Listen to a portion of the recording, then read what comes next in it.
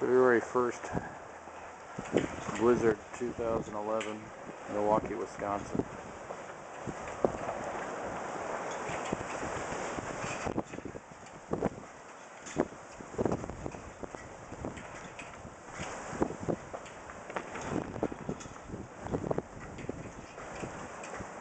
Doesn't look too bad right now. I don't know if you can see it on the camera.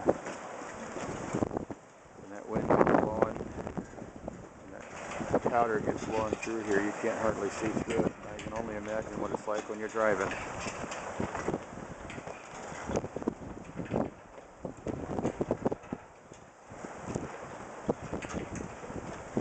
A lot of people are just parking their cars and staying the night rather than driving all the way home.